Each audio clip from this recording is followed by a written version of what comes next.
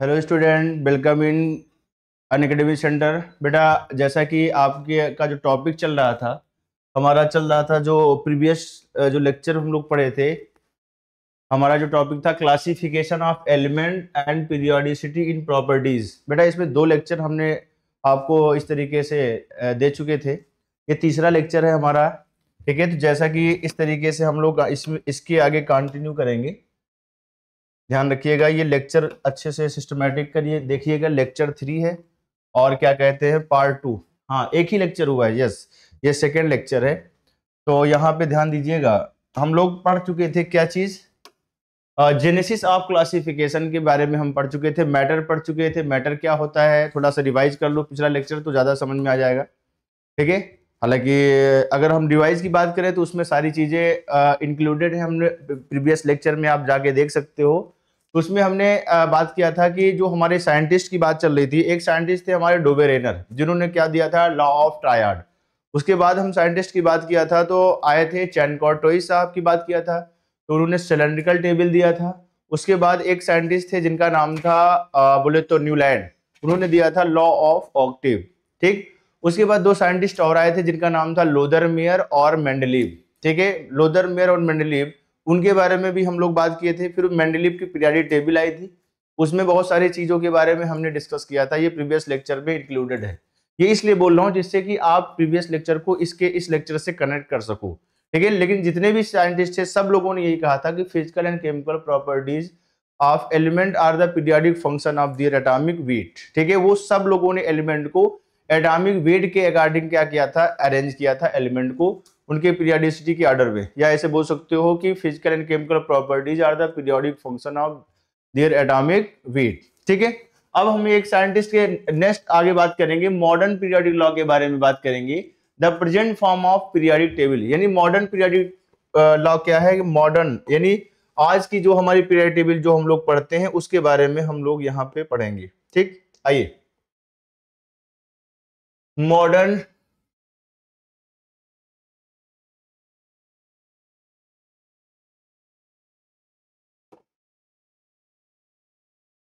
modern periodic law and the present form of periodic table. कह रहे we must bear in mind that when Mendeleev developed his periodic table, chemists कह रहा है कि know nothing about the internal structure of atom।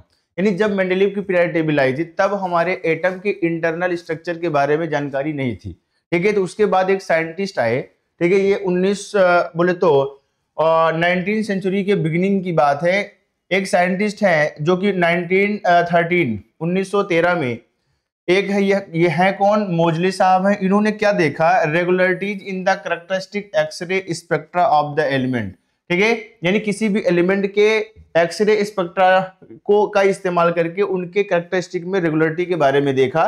तो उन्होंने क्या किया, मतलब मोजले साहब ने क्या किया, a plot of root of frequency where nu is the frequency of X-ray emitted against the atomic number and gave a straight line graph not with plot of root of frequency with atomic mass। यानी ये बात, ये मैं कहना क्या चाहता हूं, यहां पे अगर मैं बात करूं तो यहां पे इन्होंने कहा कि अगर हम बात करें, एक ग्राफ ड्रा करें रूट ऑफ फ्रीक्वेंसी का और एटॉमिक नंबर का, तब तो ये हमारा कैसा आएगा ग्राफ, स्ट्रेट लाइन आया।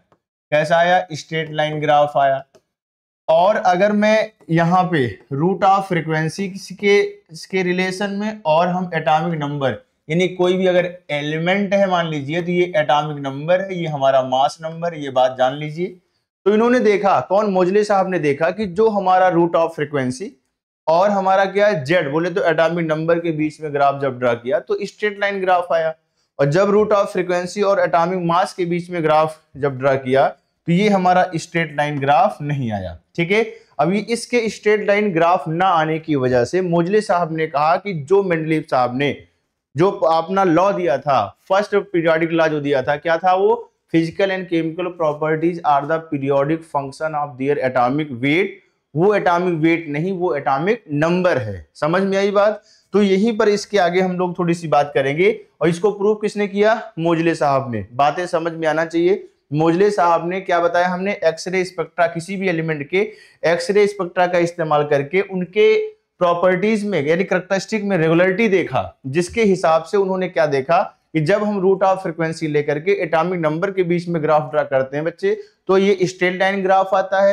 रूट ऑफ फ्रीक्वेंसी और एटॉमिक मास में या एटॉमिक वेट में ऐसे बोल सकते हो, अगर ड्रा किया तो ये स्ट्रेट लाइन नहीं आया। इससे ये प्रूफ हो गया कि जो मोर फंडामेंटल प्रॉपर्टीज होती है किसी भी एलिमेंट की, वो एटॉमिक नंबर होता है, ना कि एटॉमिक वेट या एटॉमिक मास। ठीक, इस वजह से एक नया लॉ आ गया, कह रहा है atomic number is the more fundamental, साफ साफ लिखा हुआ है एटॉमिक नंबर जो होता है वो मोर फंडामेंटल प्रॉपर्टी होती है किसी भी एलिमेंट का देन इट्स एटॉमिक मास, जैसा कि हमने अभी यहाँ पे बोला था।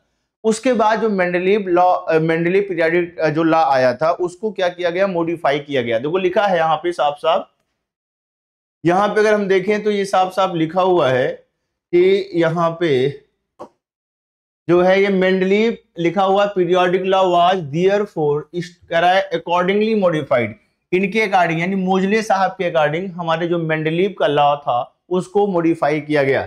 This is known as modern periodic law. सबसे पहले बहुत इंपॉर्टेंट बात बताने जा रहा हूं, अगर कहा जाए मॉडर्न पीरियोडिक लॉ किसने दिया तो मोजले साहब का नाम आएगा, समझ में आई। और खाली सिर्फ कहा जाए पीरियोडिक लॉ किसने दिया सबसे पहले तो कहोगे मेंडलीव साहब ने। और कहा जाए कि बोले तो एलिमेंट के क्लासिफिकेशन को इनिशिएट किसने किया तो क्या बताओगे, डोबे रेनर साहब। तीन चीजें हैं, तीनों क्वेश्चन भूलना नहीं है, बहुत इंपॉर्टेंट बात बता रहा हूं, ये बच्चा बहुत गलत करता है। तो मॉडर्न पीरियोडिक लॉ जो है किसने दिया, एक तरीके से मोजले साहब ने मॉडिफाई किया कौन से लॉ को, मेंडलीव पीरियोडिक लॉ को। और इसमें क्या था पॉइंट, जैसे वहां पर हम लोग पढ़ते थे physical and chemical properties are the periodic function of their atomic weight, वहां एटॉमिक वेट था, यहां पर एटॉमिक नंबर है। बस देखो लिखा होगा physical and chemical properties of element और periodic function of their atomic number, यानी इस एटॉमिक नंबर पर हमें इस तरीके से फोकस करना है। वहां पे मेंडलीव वाले में एटॉमिक मास था या एटॉमिक वेट बोल सकते हो, यहां बच्चे क्या है, एटॉमिक नंबर। ठीक है, इसका मतलब ये बात कंफर्म हो गई कि जो भी एलिमेंट है वो पीरियोडिसिटी यानी जो हम लोग एलिमेंट को अरेंज करते हैं बोले तो पीरियोडिक टेबल में या किसी भी प्रॉपर्टी के बारे में बात किया जाए, पीरियोडिसिटी के बारे में बात किया जाए तो वो किसके अकॉर्डिंग आता है, एटॉमिक नंबर के अकॉर्डिंग आता है, ना कि एटॉमिक मास। ठीक, अब हम बात करते हैं the periodic law revealed important analogies among the 94 naturally occurring element, यानी जो पीरियोडिक लॉ जो है इसकी वजह से ये प्रमाणित हो गया कि जो 94 नेचुरली अकरिंग एलिमेंट है उसके अंदर बहुत सारी एनालॉजीज है, मतलब सिमिलरिटीज है। जैसे अगर हम बात करें बच्चे, दो एलिमेंट हमारा कौन, नेपच्यूनियम और प्लूटोनियम की बात किया जाए और एक्टिनियम और प्रोटैक्टिनियम की बात किया जाए, ये सारे के सारे दोनों यानी चारों की बात किया जाए, पिच ब्लेंड एक हमारा कौन होता है, ओर ऑफ यूरेनियम, ये यूरेनियम का ओर होता है। ठीक है, जो कि हमारा यूरेनियम के ओर यानी पिच ब्लेंड में ये लोग पाए जाते हैं। यानी इसका मतलब ये हुआ कि इन लोगों में सिमिलरिटी है, तभी तो इस तरीके से U3O8 एक हमारा पिच ब्लेंड, एक हम पेज यहाँ पे ऐड कर लेंगे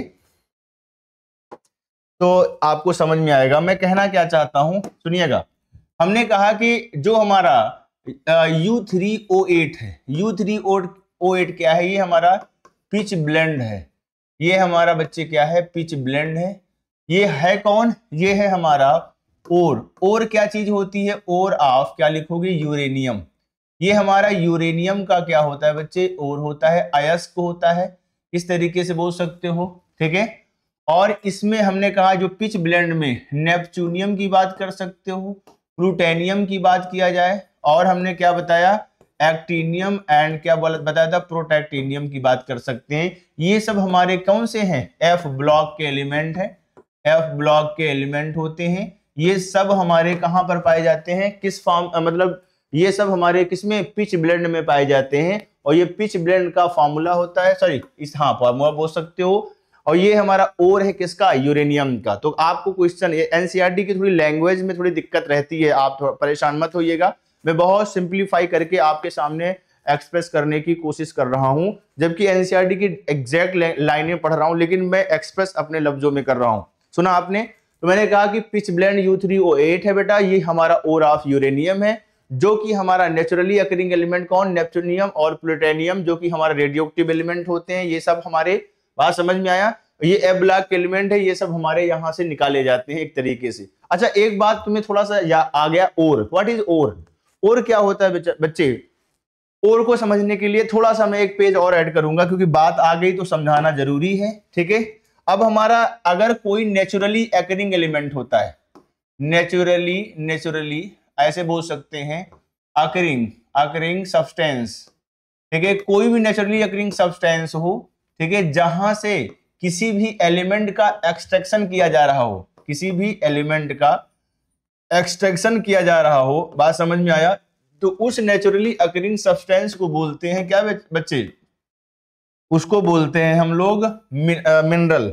यस, सही लिखा था हमने। क्या बोलते हो उसको? मिनरल बोलते हो। बहुत शॉर्टकट में, क्योंकि मेरे सिलेबस में नहीं है बच्चे, ठीक है, खत्म हो गया है, लेकिन वर्ड आया तो बताना जरूरी है। ये मिनरल होता है, सुना आपने? कोई भी नेचुरली अकरिंग सब्सटेंस जहां से किसी भी मेटल का, जैसे बात कर सकते हो, या किसी एलिमेंट का एक्सट्रैक्शन किया जाता है, जैसे गोल्ड हुआ, आयरन हुआ, कॉपर हुआ, है ना भाई, और इस तरीके से so many type of element अगर एक्सट्रैक्ट किया जाता है, तो ऐसे नेचुरली अकरिंग सब्सटेंस को क्या बोलते हो बच्चे? मिनरल। लेकिन वही मिनरल जहां से अगर हम क्या करें, कम खर्चे में, बात समझ में आया, यानी प्रॉफिटेबल तरीके से, प्रॉफिटेबली अगर हम बात करें, तो इस तरीके से अगर बात किया जाए, और बहुत ही आसानी से, ठीक है, अगर हम किसी एलिमेंट का एक्सट्रैक्शन करते हैं, तो उसी एलिमेंट मिनरल को हम क्या नाम दे देते हैं? ओर। ध्यान दीजिएगा, इसका मतलब ओर, जितने भी ओर होते हैं वो हमारे मिनरल होते हैं। बात समझ में आया? यानी बहुत आसानी से, प्रॉफिटेबली कहने का मतलब कम कास्ट आए, बड़े आसानी से हम किसी भी नेचुरली अकरिंग सब्सटेंस से एलिमेंट का अगर एक्सट्रैक्शन कर लेते हैं, तो उसी नेचुरली अकरिंग एलिमेंट जिसे मिनरल बोलते थे, उसको मिनरल ना बोल करके हम क्या बोलेंगे बच्चे? ओर। यानी एक लफ्ज हमारे दिमाग में यहां पर आ गया कि अगर हम बात करें, तो यहां पे देखोगे एक लफ्ज मैं लिखना चाहता हूं, आल और आर, क्या लिखोगे? मिनरल। जितने भी और होते हैं वो हमारे क्या होते हैं बच्चे? मिनरल। बट आल मिनरल, अब ये वर्ड याद आ गया तो मैंने बता दिया, ऑल मिनरल्स आर नॉट क्या चीज? और। ठीक है, ध्यान रखिएगा, क्यों? क्योंकि और तो मिनरल है ही है, लेकिन सारे मिनरल और नहीं होते हैं। ध्यान रखिएगा, ये बड़ा इंपॉर्टेंट पॉइंट हमने आपको बता दिया। क्यों? क्योंकि ये चैप्टर आपको पढ़ने को नहीं मिलेगा। क्यों नहीं मिलेगा? इसलिए क्योंकि हमारा एक चैप्टर है बेटा मेटलर्जी, जो कि मेरे सिलेबस में अभी तक था, लेकिन अब इसको हमें इस तरीके से निकाल दिया गया है नीट के सिलेबस से। इस वजह से थोड़ी बातें कर लेते हैं। हो सकता है ये बहाना बनाएं कि देखो मैंने मिनरल और की बात तो किसी दूसरे चैप्टर में तो की है, तो वो चैप्टर तो तुम्हें पढ़ने को मिला, लेकिन अब हमने तो इस तरीके से सिलेबस में से जरूर हटाया, लेकिन ये कहीं ना कहीं तो था। इस डर से हमने थोड़ी सी बातें आपको कर लिया, जिससे कि सारी बातें कंप्लीट हो जाए। हालांकि मैं अपने रास्ते से डेविएट हो चुका हूं। क्यों? क्योंकि मेरा बीच में कुछ इस तरीके की बातें आ गई थी, तो इसलिए हमने आपको समझा दिया। ठीक, और से मैं इतना लंबा चौड़ा बात चला गया। ठीक, अब इसमें कुछ इस तरीके का कुछ है नहीं, इसको सीधा सीधा हम आगे। अच्छा, ये बात कहते हैं कि इट स्टिमुलेटेड, ध्यान दीजिएगा, कह रहा है it stimulated renewed interest in the inorganic chemistry and has carried into the present with the creation of artificially produced short-lived element। कुछ भी है नहीं, कहने का मतलब मेरा ये है कि जो भी हमारे नेचुरली अकरिंग एलिमेंट है, उनकी हाफ लाइफ बहुत कम होती है। वो भी एक डिस्कवरी का सब्जेक्ट विषय बन चुका है। कोई मतलब नहीं है इसको पढ़ने का, इसमें कोई पॉइंट नहीं मिलेगा। जहां कुछ मिलेगा वहीं बात करेंगे बच्चे, फालतू की टाइम वेस्ट मत करो। You may recall that atomic number is equal to nuclear charge. ये बात थोड़ा सोचने योग्य चीजें हैं, जिसके बारे में हम लोग थोड़ी बातें करेंगे। कह रहा यू में रिकॉल, तुम रिकॉल कर सकते हो that atomic number is equal to the nuclear charge. Nuclear charge क्या होता है बेटा? Number of proton. कह रहे are the number of electron भी हो सकते हैं, लेकिन इसका न्यूट्रल का होना लाजमी है। समझ में आई बात? कह रहे it is then easy to visualise that significance of quantum number and electronic configuration in periodicity of element. In fact, it is now recognized that periodic law is essentially the consequence of periodic variation in the electronic configuration, which indeed determine physical and chemical properties of element and their compound. ये सब इस सब चीजों को पढ़ने की जरूरत नहीं है, मेरे जुबान से समझो, क्योंकि ये लोग थोड़ा सा कुछ ज्यादा इस तरीके से बातें करते हैं, कोई मतलब नहीं है। जैसे मैंने कहा था ये कोई एलिमेंट है बेटा, ये हमारा Z है, ये हमारा A है। What is this? This is the atomic number. ये हमारा क्या होता है? Atomic mass. ये हमारा क्या होता है? एटॉमिक मास होता है। ये क्या होता है? हमारा एटॉमिक नंबर होता है। एटॉमिक नंबर होता है। एटॉमिक नंबर को Z से और एटॉमिक मास को कैपिटल A से दिखाते हैं। ये आपको दिख भी रहा होगा इस तरीके से। मुझसे कह रहे हैं कि तुम स्ट्रक्चर ऑफ एटम में पढ़ के आए होगे। यस, ठीक है। अब क्या पढ़ के आए हो आप, इस लेक्चर में से कोई लेना देना नहीं है। तो हम लोग बात करते हैं कि अगर आपसे कहा जाए एटॉमिक नंबर क्या होता है बच्चे, तो क्या कहोगे? Number of proton.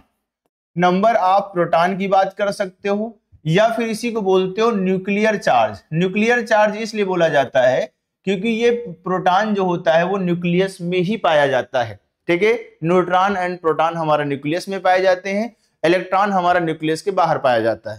तो ये बात हम कह सकते हैं कि नंबर ऑफ प्रोटॉन के बराबर होगा। लेकिन बच्चे ये बोल सकते हो कि एटॉमिक नंबर हमारा नंबर ऑफ इलेक्ट्रॉन के बराबर भी हो सकता है, इसमें कोई शक की बात नहीं है। बस शर्त ये है कि हमारा जो एटम है बच्चे, वो हमारा एटम क्या होना चाहिए? न्यूट्रल का होना लाजमी है। सुना आपने? तो एक ये टॉपिक हमारा इस तरीके से आ गया। जैसे मैं एग्जाम्पल अगर दे दूं, तो जैसे सोडियम कोई एटम है, मान लीजिए इसका एटॉमिक नंबर 11 होता है। तो ये 11 एटॉमिक नंबर क्यों है? क्योंकि इसके अंदर नंबर ऑफ प्रोटॉन का जो नंबर है वो हमारा 11 है, और नंबर ऑफ इलेक्ट्रॉन का भी नंबर क्या है बच्चे? 11 ही है। इसका मतलब ये बात हम कह सकते हैं कि इलेक्ट्रॉन प्रोटॉन किसी भी न्यूट्रल एलिमेंट अगर है तो दोनों बोल सकते हो कि इलेक्ट्रॉन का नंबर भी एटॉमिक नंबर होता है और प्रोटॉन का नंबर भी एटॉमिक नंबर होता है। लेकिन दूसरी बात अगर मैं ये कह दूं कि कोई मान लीजिए कोई एटम इस तरीके से है जो कि मान लीजिए सोडियम ही है, और सोडियम पर बच्चे क्या लगा है? प्लस साइन लगा हुआ है। जब प्लस साइन लग जाता है तो जैसे ही प्लस साइन लगेगा इसमें नंबर ऑफ, अब इसका हमसे कहा जाए कि एटॉमिक नंबर की बात किया जाए तो यहां पे देखोगे नंबर ऑफ, अगर प्रोटॉन की बात करोगे तो अभी भी ये हमारा क्या है? 11 है। लेकिन अगर आप क्या करोगे? नंबर ऑफ इलेक्ट्रॉन की अगर बात करोगे तो ये इलेक्ट्रॉन का नंबर अब बच्चे कितना हो गया? 10। इसका मतलब अब यहीं पर एक क्वेश्चन क्रिएट हो गया कि अगर सोडियम के ऊपर प्लस लगा गया, यानी किसी भी एटम के ऊपर कोई अगर चार्ज अगर आ जाता है, वो चाहे प्लस हो चाहे वो माइनस हो, तब उसके इलेक्ट्रॉन के नंबर में तब्दीली आएगी। मतलब इलेक्ट्रॉन का नंबर ही चेंज होगा बस। ठीक है, प्रोटॉन के नंबर में कोई फर्क नहीं पड़ेगा। सुना आपने? क्यों नहीं पड़ेगा? क्योंकि हमारा, एक बात और बता दूं, ये हमारा न्यूक्लियस होता है। क्या होता है? न्यूक्लियस। अगर हम बात करें कोई एटम है और एटम के अंदर क्या है? ये न्यूक्लियस है। तो न्यूक्लियस में न्यूट्रॉन प्रोटॉन पाया जाता है और इलेक्ट्रॉन हमारा इस तरीके से बाहर पाया जाता है। इसका मतलब ये हुआ कि न्यूक्लियॉन्स की बात किया जाए तो न्यूक्लियॉन्स का मतलब ये हुआ कि न्यूट्रॉन प्रोटॉन, तो प्रोटॉन तो न्यूक्लियस के अंदर है, तब कभी भी हमारे चार्ज के आने से, चार्ज के जाने से हमारे न्यूट्रॉन और प्रोटॉन के नंबर में कोई तब्दीली नहीं आती। क्यों नहीं आती बच्चा? क्योंकि ये हमारा कहां पाया जाता है? न्यूक्लियस में पाया जाता है। इसलिए इसको बोलते हैं न्यूक्लियॉन्स। न्यूक्लियस के अंदर पाए जाने वाले ions, that is called nucleons. Okay, तो ये बातें आपको क्लियर हो जाना चाहिए। इसका मतलब एक क्वेश्चन अगर आपसे कहा जाए, ये क्वेश्चन मेरे जहन में आ गया कि अगर आपसे ये कहूं कि एटॉमिक नंबर किसके बराबर हो सकता है, अगर आपसे ये कहा जाए कि atomic number may be equal to, अगर कहा जाए किसके बराबर हो सकता है, ये पहला ऑप्शन बच्चे आपको दिया जाए, दूसरा ऑप्शन, तीसरा ऑप्शन, चौथा ऑप्शन, यानी ये कहा जाए इलेक्ट्रॉन के बराबर क्या हो सकता है, सुनिएगा, और अब से कहा जाए प्रोटॉन के बराबर क्या हो सकता है,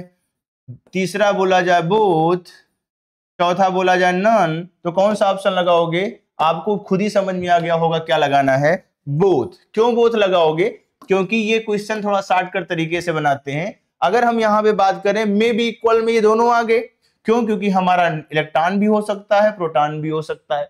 लेकिन अगर यही क्वेश्चन को हम अगर बेटा चेंज कर दें, क्या कर दें कि ये क्वेश्चन सेम क्वेश्चन है, जरा सा तब्दीली लाऊंगा, अभी देखना कुछ का क्वेश्चन का आंसर हमारा बदल जाएगा। इसका मतलब ये बात कंफर्म है कि तुम्हें बाखूबी पता होना चाहिए कि वक्त वारदात पर क्या डिसीजन लेना है। यानी एटॉमिक नंबर जो होगा वो ऑलवेज इक्वल टू, क्या बोलेगा बच्चे, ऑलवेज इक्वल टू, किसके बराबर, हमेशा होगा। अगर इस तरीके का क्वेश्चन अगर पूछा जाए, देखो क्वेश्चन में जरा सा तब्दीली लाया और ऑप्शन को सेम सेम रह रहा हूं, इलेक्ट्रॉन है, प्रोटॉन है, और क्या है बच्चे, बोथ है, और क्या है हमारा, नन। तो अब यहां पर क्वेश्चन का आंसर क्या होगा, अब यहां पे आप खुद देखो कि प्रोटॉन का नंबर अभी भी 11 है, तो सोडियम का एटॉमिक नंबर तो 11 रहेगा, बोलो भाई। तो प्रोटॉन का नंबर फिक्स है, लेकिन इलेक्ट्रॉन का नंबर हमारा बदल गया है। इस वजह से इसका जो अगर आंसर बात किया जाए क्या होगा, तो आप क्या कहोगे कि प्रोटॉन के बराबर। देख रहे हैं क्वेश्चन सेम है, बात समझ में आया, थोड़ा सा मैंने क्वेश्चन में तब्दीली किया, आंसर बदल गया, जबकि ऑप्शन सारे के सारे सेम है। इसका मतलब नीट ऐसा एग्जाम है जिसमें आपको कितना आता है ये मायने नहीं रखता, आपको उस क्वेश्चन में यानी वक्त वारदात पर क्या डिसीजन लेना है ये सबसे ज्यादा इंपॉर्टेंट है। ये आपको आप जहन में उठा लो, बैठा लो, समझ पा रहे हो ना, ये बातें बहुत ही इंपॉर्टेंट है। फिलहाल हम लोग एटॉमिक नंबर और इस तरीके से सारी बात कर लिया। अच्छा, अब यहां पर लगे हाथ अगर बात ऐसी हो ही गई तो फिर हमारा यहां पे बात करोगे, आइए हम बात कर सकते हैं, अब मास नंबर भी बात कर सकते हैं, ठीक है, मास नंबर भी बोलते हैं। अगर हम यहां पे बात करें तो इसको एटॉमिक मास बोल रहे थे, एटॉमिक मास बोलते हैं, और इसको मास नंबर भी बोलते हैं। क्या बोलते हैं बच्चे, मास नंबर भी बोलते हैं। अब यहां पे बात आ गई तो इसको भी निपटा लिया जाए, मास नंबर भी बात किया जाए, या फिर एटॉमिक मास भी बोल सकते हो, या एटॉमिक वेट भी बोल सकते हो, बहुत सारे नाम है बच्चे, ध्यान दीजिएगा।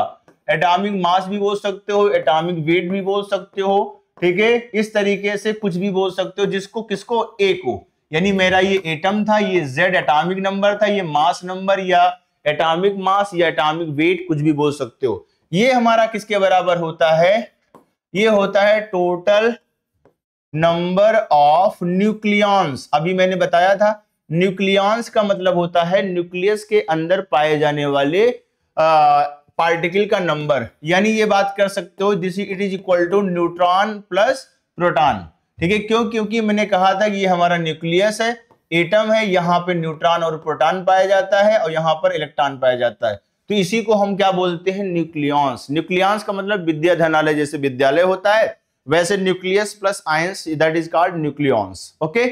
इस तरीके से इसका मतलब हमारे पास एक फार्मूला आ गया, ए इज इक्वल टू क्या होता है बच्चे, जेड प्लस पी, या फिर ए इज इक्वल टू लिख सकते हो, अच्छा जेड प्लस पी नहीं बोलोगे, क्या बोलोगे यहाँ पे हमारा एन प्लस पी बोल सकते हो, या फिर क्या कहते हैं इस तरीके से यहाँ पर, क्योंकि प्रोटॉन का नंबर तो हमारा जेड होता ही है, तो एन प्लस जेड बोल सकते हो। यानी इस तरीके का एक फॉर्मूला हमारे पास यहाँ पे आ गया, मास नंबर बराबर होता है न्यूट्रॉन का नंबर प्लस प्रोटॉन का नंबर, या फिर बोल सकते हो न्यूट्रॉन प्लस क्या बोलोगे, एटॉमिक नंबर, क्योंकि एटॉमिक नंबर ही तो प्रोटॉन होता है। इस तरीके से सारी बातें आपको क्लियर हो जानी चाहिए। हालांकि हम लोगों को एक छोटा सा टॉपिक मिलता है, हम लोग इतनी सारी बातों पर पहुंच गए, ठीक है, ये सब बातें हो चुकी थी, कोई मतलब नहीं है, इसीलिए मैं पढ़ता चला गया। ये लिखे थोड़ा सा थे, हमने पूरी तरीके से इसको कली को फूल बना दिया। आइए अब हम लोग आगे बढ़ते हैं बच्चे। देखो कह रहा है कि numerous form of periodic table have been devised from time to time. देखो समय के साथ जब मेंडलीव साहब की पीरियोडिक टेबल आई, उसके फॉर्म बाद में long form periodic table I, लेकिन बहुत सारी पीरियोडिक टेबल बीच में भी आई, लेकिन किसी को इतना ज्यादा भाव नहीं मिला, ठीक है। जो आज हम लोग पढ़ते हैं वो हमारी कौन सी है, कह रहे ए मॉडर्न वर्जन। अब सीधा सीधा हम काम की बातें करेंगे, वरना इसमें एनसीईआरटी में थोड़ा सा जरूर थोड़ा सी बातें ज्यादा दी गई होती है, इस वजह से यहाँ पे हल्की सी बातें करना होगा। यहाँ पे देखो भाई, कह रहे a modern version so called long form periodic table, ठीक है। जो हम आज पढ़ते हैं मॉडर्न फॉर्म की जो पीरियोडिक टेबल है उसे बोलते हैं, ये बोल सकते हो लॉन्ग फॉर्म पीरियोडिक टेबल बोलते हैं, या बोल सकते हो कि ये हमारी जो बोले तो मॉडर्न वर्जन भी बोल सकते हो, जो हमारी लॉन्ग फॉर्म पीरियोडिक टेबल है उसको। इसमें क्या क्या चीजें हैं थोड़ा सा ध्यान दीजिएगा। कह रहा है कि यहाँ पे क्या है, the most convenient and widely use, ये हमारी जो लॉन्ग फॉर्म पीरियोडिक टेबल है या modern version of periodic table जो आज हम लोग पढ़ते हैं, उसको वो मेरे लिए बहुत ही कॉन्वेनियंट है, सुविधाजनक है, वाइडली यूज बहुत ज्यादा इस्तेमाल करने वाली है। कह रहा है जिसको मेंडलीव साहब क्या बोलते थे, हॉरिजॉन्टल रो बोलते थे। मैंने कहा था ना मेंडलीव साहब ने जिसको आज हम पीरियड बोलते हैं उसको उन्होंने हॉरिजॉन्टल रो बोला था, जिसको आज हम ग्रुप बोलते हैं उसको उन्होंने वर्टिकल रो बोला था। तो उल्टा हम करके बात कर रहे हैं, हम कह रहे हैं जो मेंडलीव साहब ने हॉरिजॉन्टल रो बोला था उसको अब हम क्या बोलेंगे, सॉरी मेंडलीव ने सीरीज बोला था और हॉरिजॉन्टल रो भी बोला था, इसे आज हम क्या बोलेंगे, पीरियड बोलेंगे। और जिसको उन्होंने वर्टिकल कॉलम बोला था उसको हम क्या बोलेंगे, ग्रुप बोलेंगे। सुना आपने? तो पीरियड और ग्रुप की बात करेंगे। कह रहा है element having the same similar outer electronic configuration. इसका मतलब ये बात कंफर्म हो जाना चाहिए कि जो हमारी लॉन्ग फॉर्म पीरियड टेबल है वो हमारे इलेक्ट्रॉनिक कॉन्फ़िगरेशन के आधार पर बनाई गई है। किस पर? क्या बोलोगे? आपबाउ प्रिंसिपल की पढ़ा होगा, आपबाउ प्रिंसिपल के इलेक्ट्रॉनिक कॉन्फ़िगरेशन के आधार पर बनाई गई है। इसी वजह से ये कहते हैं कि ऐसे एलिमेंट जिसका सिमिलर आउटर इलेक्ट्रॉनिक कॉन्फ़िगरेशन होता है वो एटम हमारे vertical column, same vertical column में यानी सेम ग्रुप में क्या होते हैं बच्चे, अरेंज किए गए हैं। सुना आपने? जिसको हम क्या नाम देते हैं, सेम वर्टिकल कॉलम में अरेंज किए गए हैं, जिन्हें हम ग्रुप बोलते हैं या क्या बोलते हैं, फैमिली बोलते हैं। ठीक है। अच्छा, पहले जो था हमारी पीरियड टेबल में उसमें बहुत ज्यादा फेरबदल था। फेरबदल का मतलब ये फर्स्ट ग्रुप वाले को फर्स्ट ए बोलते थे, सेकेंड ए बोलते थे, थर्ड 13 वाले को third A, fourth A, fifth A ऐसे करके बोलते थे। तो international union of pure and applied chemistry यानी IUPAC ने कहा कि ये सब ABCD दुनिया भर का बात खत्म करो, सीधा सीधा ये करो 18 ग्रुप बोल दो, बात खत्म करो। देखो वही बात कहना चाह रहा है। According to the recommendation of the International union of pure and applied chemistry यानी IUPAC की बात कर रहा है। कह रहा है the group are numbered from 1 से लेके 18 यानी 18 ग्रुप है हमारे। ठीक है, जो कि ओल्डर नोटेशन में हम first A, second A, third A, fourth A, fifth A, sixth A, seventh A, उसके बाद एट्थ, उसके बाद first B, second B and zero group ऐसे ऐसे करके इस तरीके से लिखा हुआ है। अभी दिखाते हैं हम आपको। ये सब माना जाता था पहले, लेकिन ये IUPAC ने कहा कि ये सब अब नहीं चलेगा। ये ABCD हम बचपन में पढ़ते थे, अब हम लोग सीधा सीधा 1 से लेकर के 18 ग्रुप को इस तरीके से पढ़ेंगे। बात समझ में आया? ये कहना कह दो सर, कहना क्या चाहते हो सर? कहना मैं ये चाहता हूं कि आइए मैं थोड़ा सा पहले बात ही कर लेता हूं, जो मैं कहना चाहता हूं पहले कह ही देता हूं। सुनिए, देखो पहले क्या माना जाता था कि ये हमारा कौन है, फर्स्ट ए है। देखो जैसा कि आपको दिख भी रहा होगा बच्चे, ठीक है, ये हमारा कौन है, फर्स्ट ए है। देखो लिखा है यहाँ पे, ये हो सकता है आपको दिख ना रहा हो, फर्स्ट ए है। ये हमारा सेकेंड ए है। बोलो भाई, ये तुम्हारी NCERT में लिखा होगा बी, लेकिन ये ए है। ये फोर्थ ए है बच्चे, ये हमारा फिफ्थ ए है। थोड़ा कम दिख रहा होगा इसलिए मैं इसको हाईलाइट कर दे रहा हूं, सिक्स्थ ए है। ये सेवंथ ए है। तो ध्यान रखिएगा, S ब्लॉक वाले ए और P ब्लॉक वाले ए। पहली बात तो आपको बता दूं, ये हमारा कौन सा ब्लॉक है बेटा, S ब्लॉक है। ये वाला हमारा कौन सा, पूरा इस तरीके से, ये हमारा P ब्लॉक है। ये बीच वाला जो हमारा है वो कौन सा, D ब्लॉक है। इसी को बोलते हैं ट्रांजिशन एलिमेंट। क्या बोलेंगे, ट्रांजिशन एलिमेंट बोलते हैं। समझ में आई बात? और जो S ब्लॉक वाले हैं, ठीक है, S ब्लॉक वाले को और किसको, P ब्लॉक वाले को, इन दोनों को मिला करके S ब्लॉक और P ब्लॉक वाले को एक साथ अगर बोला जाए तो इसे बोलते हैं रिप्रेजेंटेटिव एलिमेंट। ध्यान दीजिएगा, दोनों को साथ में बोलते हैं, ठीक है, रिप्रेजेंटेटिव एलिमेंट होता है। बात समझ में आया?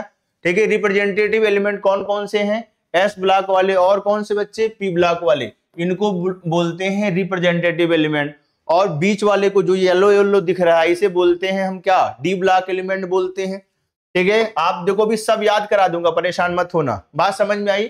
तो आपको हमने कहा ना कि इलेक्ट्रॉनिक कॉन्फ़िगरेशन के आधार पर बनाया गया है। जो आउटर इलेक्ट्रॉनिक कॉन्फ़िगरेशन होगा वो किसी ग्रुप का क्या होगा बच्चे, फिक्स होगा। क्या मेरी बातें समझ पा रहे हो? और ये हमारा यहाँ S ब्लॉक है, ये हमारा P ब्लॉक है इस तरफ, और इस तरीके से बीच में हमारा D ब्लॉक है। और अगर मैं यहाँ पे थोड़ा सा और आगे बढ़े तो ये हमारा अलग से लिखा हुआ है F बोलते हैं, इसे बोलते हैं इनर ट्रांजिशन एलिमेंट। क्या बोलेंगे, थोड़ा छोटा लिखा है, मैं बड़ा लिख दे रहा हूं। इनर ट्रांजिशन एलिमेंट के बारे में हम लोग बात करेंगे। ठीक है, ये इनर ट्रांजिशन एलिमेंट, इसे बोलते हैं हम कौन सा ब्लॉक, F ब्लॉक। ठीक है, इस तरीके से हमारा यहाँ पे ये F ब्लॉक है। तो एक हो गया हमारा S ब्लॉक, एक हो गया हमारा P ब्लॉक, एक हो गया हमारा F ब्लॉक। यानी कि SPDF जैसे 1s2 2s2 2p6 3s2 3p6 ऐसे करके इलेक्ट्रॉनिक कॉन्फ़िगरेशन हम लोग पढ़ते हैं, उसी के आधार पर हमारी पीरियोडिक टेबल बनाई गई है। अभी सारी पूरी पीरियोडिक टेबल मैं इसको याद करवा दूंगा आपको। समझ में आई बात? आइए मैं थोड़ा सा इसको और अच्छे से एक्सप्लेन करता हूं। पहले इसको याद कर लेते हैं हम लोग।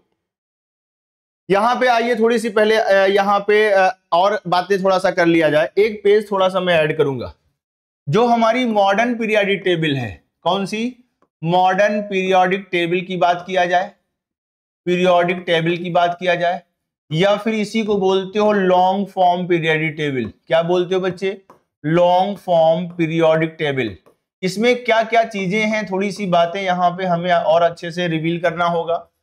यहां पे हमारे ये कौन से कॉन्सेप्ट पर बेस्ड है?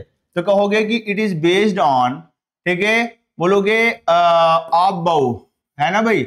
आपबाउ प्रिंसिपल की बात किया जाए, आपबाउ प्रिंसिपल के प्रिंसिपल की बात किया जाए, आपबाउ प्रिंसिपल के इलेक्ट्रॉनिक कॉन्फ़िगरेशन, क्या बोलोगे? इलेक्ट्रॉनिक कॉन्फ़िगरेशन के आधार पर बनाई गई है। इलेक्ट्रॉनिक कॉन्फ़िगरेशन के आधार पर ये हमारी क्या है? ये बेस्ड है, बेस्ड ऑन आपबाउ प्रिंसिपल के इलेक्ट्रॉनिक कॉन्फ़िगरेशन के आधार पर ये बनाई गई है। इसके अंदर है क्या? इसके अंदर अगर बात किया जाए तो थोड़ा सा और भी बात कर लेते हैं। इसमें पीरियड हमारे जो होते हैं बच्चे, वो हमारे 7 पीरियड हैं। और अगर हमसे कहा जाए कि इसके अंदर ग्रुप कितने हैं, तो ग्रुप हमारे कितने हैं बच्चे? 18 ग्रुप होते हैं। ठीक है, एक मोटा मोटा पॉइंट आपको समझ में आ जाना चाहिए कि 18 ग्रुप हैं और हमारे 7 पीरियड हैं। ठीक है, अब इसको याद करने का थोड़ा सा एक अपना बढ़िया जबरदस्त तरीका है मेरे पास, मैं इसको याद करवा दूंगा अभी। समझ में आई बात? तो याद रखना, मॉडर्न पीरियोडिक टेबल को ही बोलते हैं लॉन्ग फॉर्म पीरियोडिक टेबल। ये हमारी किस कॉन्सेप्ट पर बनाई गई है? तो कहोगे बेस्ड ऑन आपबाउ प्रिंसिपल के इलेक्ट्रॉनिक कॉन्फ़िगरेशन के आधार पर बनाई गई है। इसके अंदर पीरियड का नंबर कितने होते हैं? 7 होते हैं। ग्रुप कितने होते हैं? 18 होते हैं। ठीक है, अब यहाँ पे अगर हम थोड़ा सा और भी बातें हैं यहाँ पर करने को, आइए बात कर ही लेते हैं, फिर उसके बाद हम याद करवाते हैं। There are altogether 7 period. देखो लिखा भी है, साफ साफ यहाँ पर लिखा हुआ है कि यहाँ पे अगर बात किया जाए तो यहाँ पर 7 पीरियड है। क्या है डॉक्टर साहब? 7 पीरियड है। और 7 पीरियड की बात किया जाए तो period number correspond to the highest principal quantum number. यानी ये बात मैं कहना चाहता हूं कि किसी भी एलिमेंट का इलेक्ट्रॉनिक कॉन्फ़िगरेशन आप लिखते हैं और लिखने के बाद अगर उसका जो सबसे मैक्सिमम प्रिंसिपल क्वांटम नंबर बनेगा, यानी n, आपको आप लोगों ने स्ट्रक्चर ऑफ एटम बच्चे पढ़ा होगा। बोले तो प्रिंसिपल क्वांटम नंबर होता है, एजीमुथल क्वांटम नंबर होता है, सब्सिडियरी या सेकेंडरी क्वांटम नंबर होता है, या एंगुलर क्वांटम नंबर भी बोलते हैं उसको, और हमारा मैग्नेटिक क्वांटम नंबर होता है, स्पिन क्वांटम नंबर होता है। यानी n, यानी प्रिंसिपल क्वांटम नंबर जो मैक्सिमम n बनेगा वही उसका पीरियड होगा। यानी किसी भी एलिमेंट के इलेक्ट्रॉनिक कॉन्फ़िगरेशन को लिख करके आराम से ये चीज बताई जा सकती है कि वो एलिमेंट कौन से पीरियड से बिलोंग करता है, और ये भी बताया जा सकता है कि कौन से ग्रुप से बिलोंग करता है।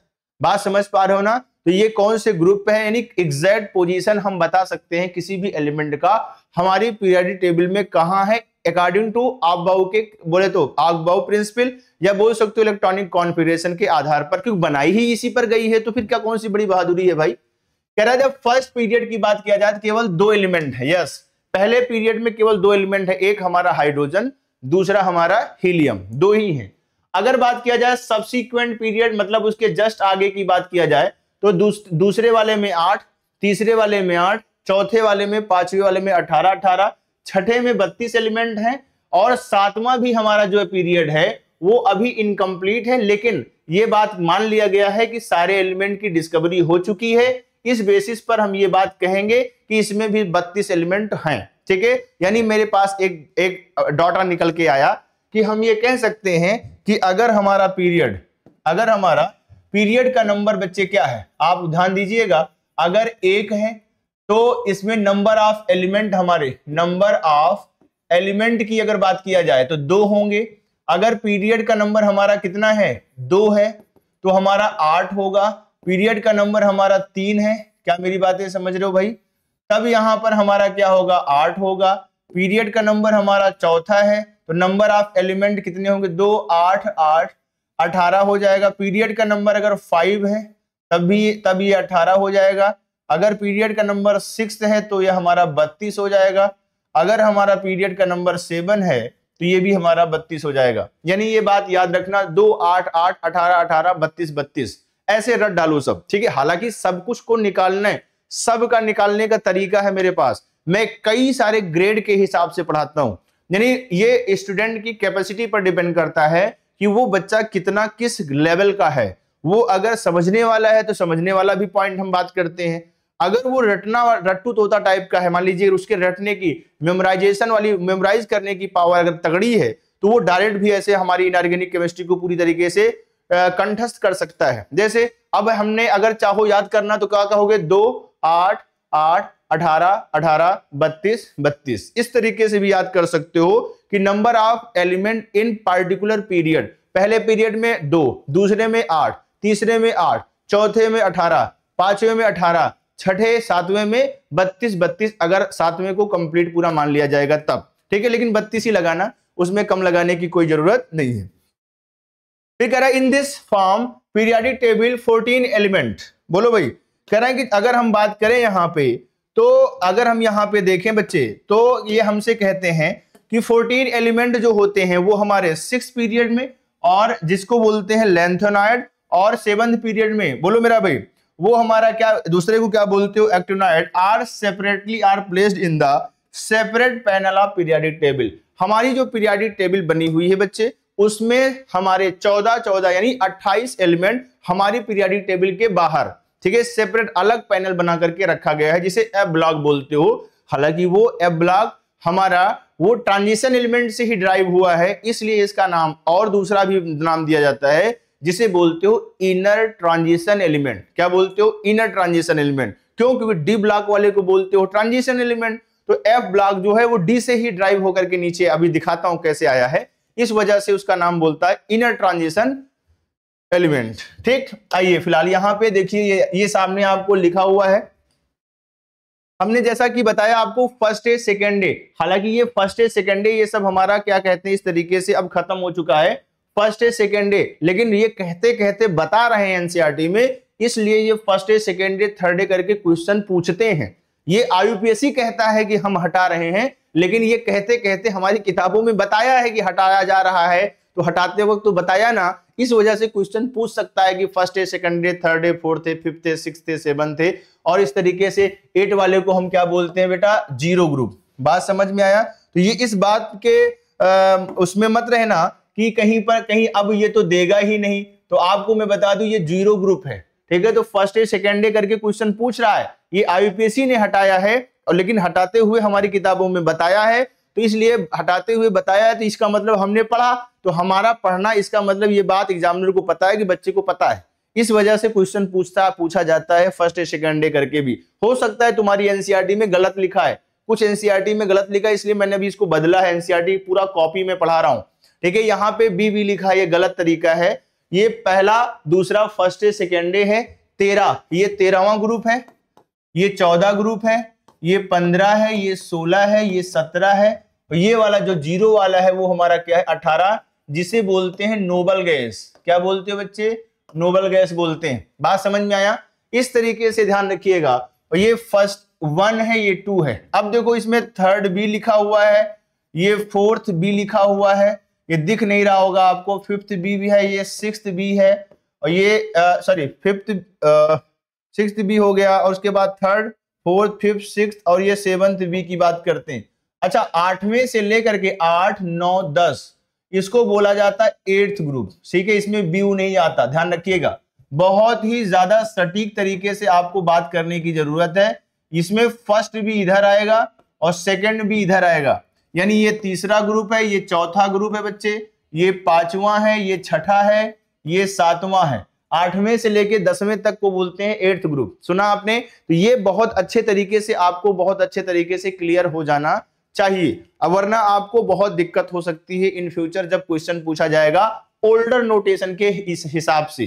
तो ध्यान रखिएगा, आपके सामने सब दिख रहा है, 11 वाले को फर्स्ट बी, 12 वाले को सेकंड बी, और तीसरे वाले को थर्ड बी बोल रहे हैं, ठीक है। Third B, fourth B, B B यानी डी ब्लॉक में बी चलेगा, और पी ब्लॉक में ए चलेगा, एस ब्लॉक में ए चलेगा। ये बहुत इंपॉर्टेंट बात है, ये बात आपको याद हो जाना चाहिए। एक अब इसको याद करने का बड़ा बढ़िया हमारे पास तरीका है, अगर आप चाहते हो तो इसको निमोनिक बना के याद कर सकते हो। अच्छा, मैं तो चाहता हूं कि एस ब्लॉक का और पी ब्लॉक का निमोनिक की कोई जरूरत नहीं पड़ती, हाँ डी ब्लॉक में जरूरत पड़ती है। समझ पा रहे हो? तो एस ब्लॉक वाले में सीधा सीधा डायरेक्ट याद किया करो, lithium, sodium, potassium, rubidium, caesium, francium, beryllium, magnesium, calcium, strontium, barium, radium. ये अपने आप में ही इतना अच्छा निमोनिक है, तो अलग से निमोनिक बताने की जरूरत नहीं है। हालांकि मैं एस ब्लॉक का, डी ब्लॉक का बता दे रहा हूं। पी ब्लॉक का तो डायरेक्ट याद हो जाता है, boron, aluminium, gallium, indium, thallium, carbon, silicon, germanium, tin, lead, nitrogen, phosphorus, arsenic, antimony, bismuth, oxygen, sulphur, selenium, tellurium, polonium, और fluorine, chlorine, bromine, iodine, helium, neon, argon, krypton, xenon, radon and oganesson. इस तरीके से ये याद हो जाता है। ये हमें लगता है कि डी ब्लॉक में बड़ी दिक्कत रहती है आपको, तो इसके लिए हम थोड़ा सा याद करवा देते हैं आपको। थोड़ी बहुत चीजें मेरी थोड़ी मेहनत में कर देता हूं आपके साथ, हो सकता है कि तुम्हारे लिए बेहतर हो जाए। जिन बच्चों को नहीं याद है वो थोड़ा सा ध्यान देंगे। अगर हम फर्स्ट ए ग्रुप की बात किया जाए तो लिथियम है, सोडियम है, पोटेशियम है, रुबिडियम है, सीजियम है और फ्रेंसियम है। अच्छा, एक बात दिमाग पर बैठा लो, अगर पीरियोडिक टेबल तुम्हें किसी भी तरीके से याद है, यानी जो मैं बता रहा हूं इसके अलावा कोई तरीका आपको आता है, तो प्लीज आप उसी को फॉलो करना, मुझे फॉलो मत करना। मैं ऐसा टीचर नहीं हूं कि मुझे फॉलो करो, बस मैं चाहता हूं कि मेरा इन्वॉल्वमेंट आपके सिलेक्शन में बच्चे हो जाए। क्यों? जिससे कि क्या होगा, वरना आपको पहले वाला कोई याद है तरीका और मेरा भी तरीका आपने उसमें घुसेड़ दिया बीच में, पता लगा ना इधर के रहे ना उधर के रहे, ना घर के ना घाट के, तो पता चला दोनों एग्जामिनेशन हॉल में याद आ रहा है, तो इस तरीके से आपका बड़ा नुकसान हो जाएगा। तो मैं थोड़ा सा बता दूं, ये बहुत ही ज्यादातर बच्चा इसी को याद करता है, लीना की क्या बोलोगे, रब से फरियाद। ये सबको इसी, अलग से कुछ करने की जरूरत नहीं होती। क्यों? मैं नया कोई चीज इस तरीके से लेकर आऊं, ये आपके लिए घातक हो सकता है। तो लीना की का रब से फरियाद या लीना की रब से फरियाद, कुछ भी बोल सकते हो।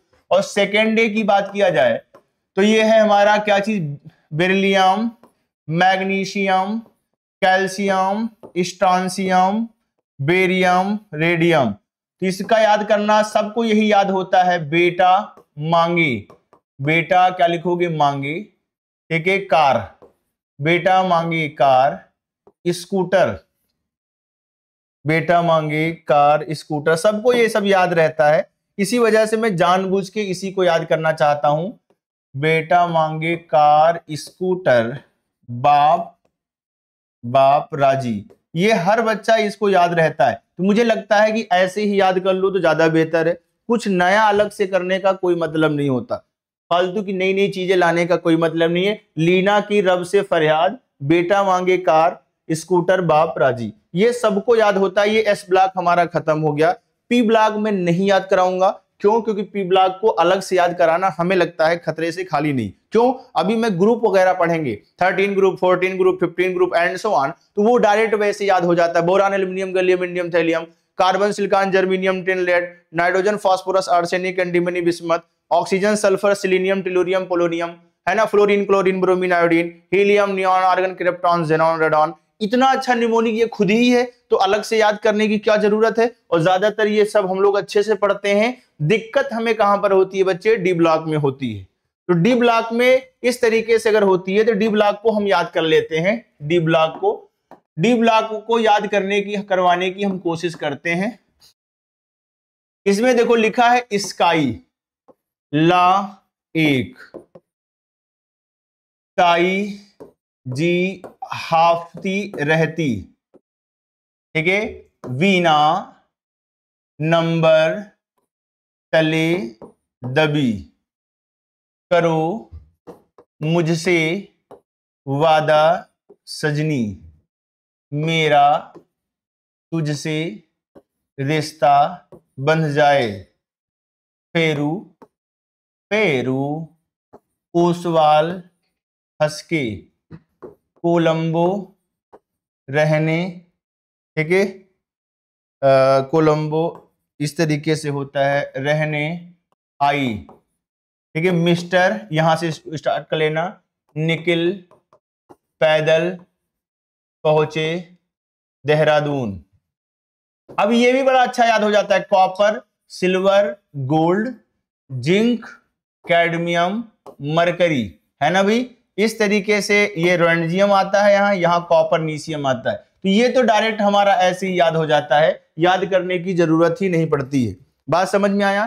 तो इस तरीके से आपको यहाँ पे जैसे मैं तरीका बता रहा हूं बच्चे, वैसे ही तरीका आपको अख्तियार करना है, वरना गलत होने के चांसेस भी हो जाते हैं। आप यहाँ पर इसको हिंदी में लिख देता हूं मैं, ठीक है, कोशिश करता हूं मैं। क्या लिखोगे बेटा? स्काई, ये है स्काई ला एक, स्काई ला एक, इसको इधर ही लिख रहा हूं मैं। ताई, ताई बोलो भाई, ताई जी हाफती रहती, ताई जी बुढ़ापा आ गया है, ताई जी हाफती रहती, ठीक है। ये वीना, वीना, बीना है, कोई नंबर उसका लीक हो गया है, ऐसे याद करने के लिए भैया तले दबी, बीना नंबर तले दबी, ठीक है। करो, क्या लिखोगे? करो मुझसे, करो मुझसे वादा, वादा सजनी, मैंने ऐसे याद किया था अपने टाइम पर। मेरा, मेरा तुझसे, मेरा तुझसे रिश्ता, रिश्ता बंध जाए, बंध जाए, एक ही में है भाई, याद रखना, ठीक है। इसको याद करोगे बच्चे, क्या चीज? फेरू, फेरू, ओसवाल हंसके, ओसवाल हंसके, हंसके, कोलंबो, कोलंबो, कोलंबो रहने, बोल रहा हूं, अगर मान लीजिए लिखने में दिक्कत है तो आवाज सुन के लिख लेना बच्चे। आई, कोलंबो रहने आई। यहां थोड़ा खतरनाक है, क्योंकि मिस्टर यहां से बोल रहा हूं, क्योंकि सांस टूटने के बाद हम ऊपर से स्टार्ट कर रहे हैं, यहां से मिस्टर, और क्या बच्चा? निकिल, ये निकिल है तो निकली बोलो, हमको हम ही से चुरा लो, निकिल पैदल, पैदल, और क्या लिखोगे? पहुंचे, पहुंचे, देहरादून या दिल्ली कुछ भी लिख सकते हो, देहरादून, ठीक है। अब इसको नहीं याद करवाता मैं, copper silver gold zinc cadmium mercury, ये बहुत अच्छा निमोनिक डायरेक्ट अपने आप में है, तो मैं अलग से इसमें फेरबदल कराने की कोशिश नहीं करूंगा, ठीक है। ये आपके लिए खतरा बन जाता है, तो याद रखना, कॉपर है बेटा, और ये हमारा सिल्वर है, ये गोल्ड है, ये रोएंजियम होता है, जिंक कैडमियम मरकरी होता है, ये CN होता है, कॉपर नीशियम, तो ये मैं डायरेक्ट याद करा दूंगा। इसको याद करने की अलग से कोई निमोनिक मेरे पास नहीं है, और मैं देना भी नहीं चाहता। सुना आपने? तो मेरे साथ थोड़ा सा कोशिश करो याद करने की बच्चा, एक बात में एक साथ बोलते हैं हम लोग। पहले इसको लिख लो जल्दी से, फिर हम लोग बात करते हैं, जल्दी लिखो इसको। तो स्काईला एक, ताई जी हाफती रहती, बीना नंबर तले दबी, और इस तरीके से यहां पर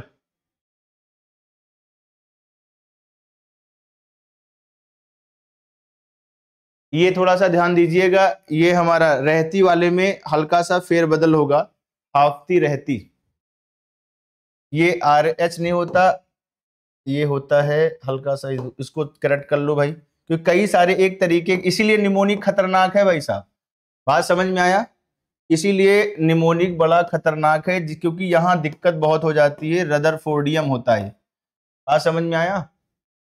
यानी ताई जी हाफती रहती, बीना नंबर तले दबी, करो मुझसे वादा सजनी, मेरा तुझसे रिश्ता बन जाए। देख लूं थोड़ा सा, टेरू ओसवाल हंस के, कोलंबो रहने आई, ठीक है। ये रहने में भी थोड़ा सा देखो, R वाला खतरनाक है, यहाँ पे रहने में RH है, नाम से ही पता चल रहा है रहने, RH, और ये RH है, ये RF है, मुझे बड़ा कंफ्यूजन हुआ करता था, ध्यान रखिएगा। रहने आई, और उसके बाद क्या है? मिस्टर निकिल पैदल पहुंचे Dehradun, copper silver gold zinc cadmium mercury. अब ये पूरी तरीके से आपका ये सही है ना? यहाँ पर दिक्कत होती है भाई, फिर से सुन लो आप अच्छे से।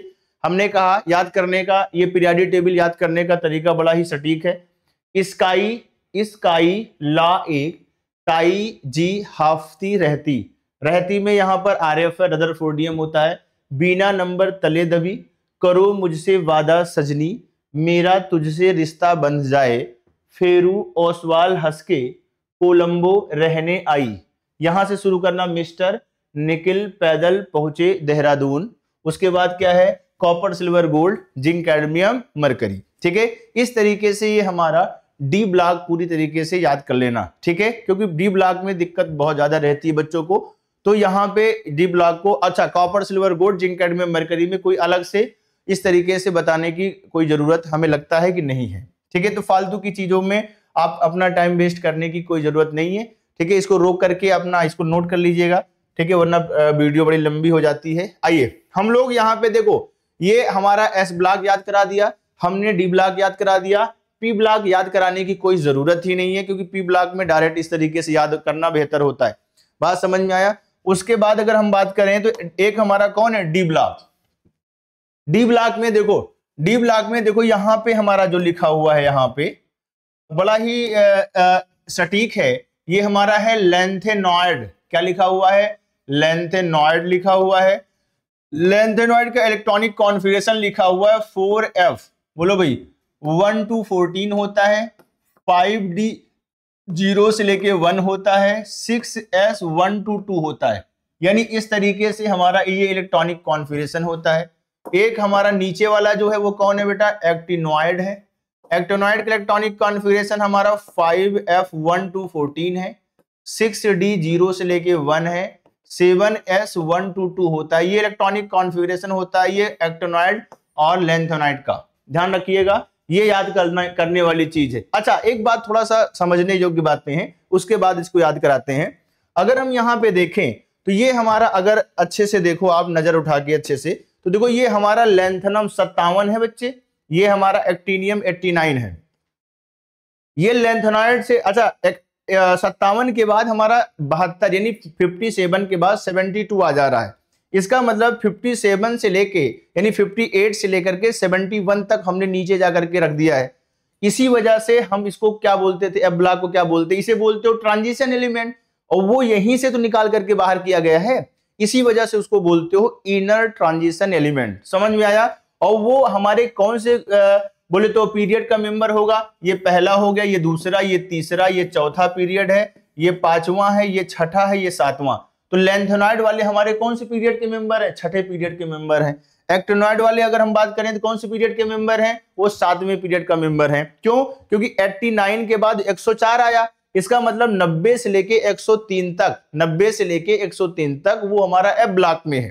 तो कहने का मतलब मेरा ये है, अगर ग्रुप कहा जाएगा तो कौन से ग्रुप का मेंबर हुआ, थर्ड ग्रुप का मेंबर हुआ, या थर्ड बी बोल सकते हो, या थर्ड ग्रुप का मेंबर हुआ। इसका मतलब लेंथेनॉइड और एक्टिनॉइड दोनों के दोनों हमारे थर्ड ग्रुप के मेंबर हैं, तीसरे ग्रुप के मेंबर हैं। और पीरियड में बात करोगे तो लेंथेनॉइड 6th पीरियड का है और एक्टिनॉइड 7th पीरियड का है। ये बहुत इंपॉर्टेंट बात है जो बच्चे को इस तरीके से घर नहीं कर पाती, यानी समझ में नहीं आता। तो लेंथेनॉइड के बारे में बात किया जाए तो ये थर्ड ग्रुप का मेंबर है बच्चे, बात समझ में आया। और अगर पीरियड की बात किया जाए तो इसका जो पीरियड का नंबर होता है वो छठा पीरियड है। ये इससे भी डिसाइड होता है कि जो लास्ट हमारा एन होता है वो उसका पीरियड होता है। ये अगर मैं यहां पे बात करूं तो ये भी हमारे थर्ड ग्रुप का मेंबर है। कौन से ग्रुप का मेंबर है, थर्ड ग्रुप का मेंबर है। और अगर हमसे पीरियड का बात किया जाए कि कौन से पीरियड का मेंबर है, कौन, एक्टिनॉइड, तो क्या कहोगे 7th पीरियड का मेंबर है कौन, एक्टिनॉइड। ठीक, यहां पे लेंथेनॉइड, हालांकि लेंथेनॉइड में lanthanum is the not member of lanthanoid, मतलब लेंथेनम लेंथेनॉइड का मेंबर नहीं है। लेकिन कभी भी कोई डिस्कशन करेंगे यानी एफ ब्लॉक पढ़ाया जाएगा तो लेंथेनम हमारे बोले तो डिस्कशन का विषय होगा, ध्यान रखिएगा। इसी वजह से हम इसका नाम लेंथेनॉइड बोलते हैं। और यहाँ लेंथेनम से शुरुआत हो रहा है। एक्टिनॉइड क्यों बोलते हैं, क्योंकि एक्टिनियम के बाद के मेंबर हमारे यहाँ पर इस तरीके से हैं और डिस्कशन में भी एक्टिनियम को लिया जाता है। एक्टिनियम 89 होता है, ध्यान रखना, ठीक है। और ये थोरियम जो है वो हमारा कितना है, 90। अगर आपको ना दिख रहा हो तो थोड़ा सा मैं इसको जूम आउट कर सकता हूं और इसमें लिख सकता हूं ये 90 है। सीरियम जो है बच्चे वो हमारा क्या है अगर हम बात करें यहाँ पे, सीरियम हमारा कितना है, 58। ये हमारा 58 है सीरियम हमारा 58 होता है। 58 से लेकर के 71 तक यानी ल्यूटिटियम 71, ये हमारे 14 मेंबर, कितने मेंबर हैं इसके अंदर, 14 मेंबर यहाँ पे हो गए। और यहां पर भी हमारे कितने मेंबर हो गए, 14, यानी 14 कितने, 28 एलिमेंट। 28 एलिमेंट हमारे जो हैं वो पीरियाडिक टेबल के बाहर इस तरीके से स्थित हैं। बात समझ में आया? जिसे बोलते हो एफ ब्लॉक एलिमेंट या इनर ट्रांजिशन एलिमेंट। इतनी छोटी छोटी इंफॉर्मेशन आपको बहुत अच्छे से पता होनी चाहिए। और ये कहां से कहां तक होगा लेंथेनॉइड? 58 से 71। और एक्टिनॉइड कहां से कहां होता है? 90 से लेकर के 103 तक। 104 नहीं बच्चे, 103 तक। तभी हमारा 103 पर ही 14 बनेगा। अब इसको याद करने का तरीका मेरे पास बड़ा बढ़िया है। अच्छा, हमने क्या किया, मैंने कहा कि जो कम पढ़े लिखे होते हैं वैसे ही वो सिंगिंग उंगिंग वही लोग करते हैं, तो वो सारे गामा प धनी सा करके याद करते हैं। सारे गामा प धनी सा करके बहुत सारे गाने वाने याद करते हैं। दुनिया भर की चीजें होती है, वो हमसे कम पढ़े लिखे होते हैं। तो हम पढ़े लिख करके क्यों नहीं याद कर सकते? हमने क्या किया, उसको वैसे का वैसे ही याद करवा डाला और ये याद हो जाएगा। आप परेशान मत होइएगा। अलग से निमोनिक में बहुत मजबूरी में बताता हूं, जैसे मैंने यहां पर अभी डी ब्लॉक में बताया, क्योंकि यहां पे वैसे डायरेक्ट सेट होना बड़ा मुश्किल काम होता है। पी ब्लॉक में मैंने बताया ही नहीं, क्यों? क्योंकि निमोनिक याद आता है और मेन जो चीज होती है वो भूल जाती है। इस वजह से यहां पे मैंने ऐसे याद कर लिया। आप याद कर सकते हो, ला सी पर नद पम सम यू गुड तब दी हो इर तम यब लू। ठीक है, ला सी पर नद पम सम यू गुड तब दी हो इर तम यब लू। ठीक है, घबराने की जरूरत नहीं है। ये मैं कैसे बोल रहा हूं, ये एक दिन में ऐसा नहीं हुआ होगा बच्चे, इसके पीछे बहुत मेहनत हुई होगी। तो ये 57 है। 57 हमारा लेंथेनॉइड का मेंबर नहीं है, ये ध्यान रखिएगा। यानी 58 से लेकर के हमारा क्या बताया था मैंने, 71 तक। अब मैं लिखूंगा नहीं, इसको हिंदी में लिख दे रहा हूं। ला हो गया, ला सी, ये हमारा कौन है? पर, दिख रहा है भाई? ये हमारा नद है, ये हमारा पम है। ये कुछ है ही लिखने के लिए, है ही नहीं है, डायरेक्ट मैं वही बोल रहा हूं। इसमें कौन सा निमोनिक बच्चे? सम। ठीक है, तो ला सी पर नद पम सम। उसके बाद क्या बोलोगे? यू। और क्या है ये? गुड। ये हमारा कौन है? तब। ये क्या बोलोगे यहां पे? तब। यू गुड तब, तब। और क्या लिखोगे? दी हो इर तम यब लू। ठीक है, ऐसे ला सी पर नद पम सम यू गुड तब दी हो इर तम यब लू। ठीक है, ये याद हो जाएगा, घबराना नहीं है। धीरे धीरे करके याद होगा। आधा आज याद करना, आधा कल याद करना, धीरे धीरे करके ऐसे याद करोगे तो वैसे हु बहु ऐसा याद हो जाएगा। तो अलग से कुछ निमोनिक मैंने यहां पे नहीं बताया, लेकिन ध्यान रखिएगा, lanthanum is the not member of lanthanoid. Lanthanoid कौन है? सीरियम से लेकर के ल्यूटिटियम तक 14 मेंबर है, जो बता चुका मैं। अब एक्टिनॉइड की बात करते हैं, तो नाम में ही है एक्टिनॉइड। बोलो तो एक्टिनॉइड, एक्टिनियम, क्या चीज? एक्टिनॉइड, एक्टिनाइन। एक्टिनॉइड, एक्टिनाइन। देखो कैसे मैं याद कर रहा हूं, हमको हमी से चुरा लो। Actinium, एक्टिनाइन, actinium, एक्टिनाइन। समझ में? थोरियम 90 से शुरू हो जाएगा। काश मेरी बातें समझ पा रहे हो बच्चे। एक थी पागल अम्र नापते पूरा। हाँ, यहां पे मैं नहीं याद करा पाया तो डायरेक्ट मैं निमोनिक बना दिया हूं। ठीक है, एक थी पागल अम्र नापते पूरा अंबर। ठीक है, कमी, कमी। ठीक है, इस तरीके से हम थोड़ा सा देख लेते हैं इसको। कमी। उसके बाद वक्त की, काफिले इस, काफिले इस, यहां लिखोगे फिजा में। ठीक है, मदारी।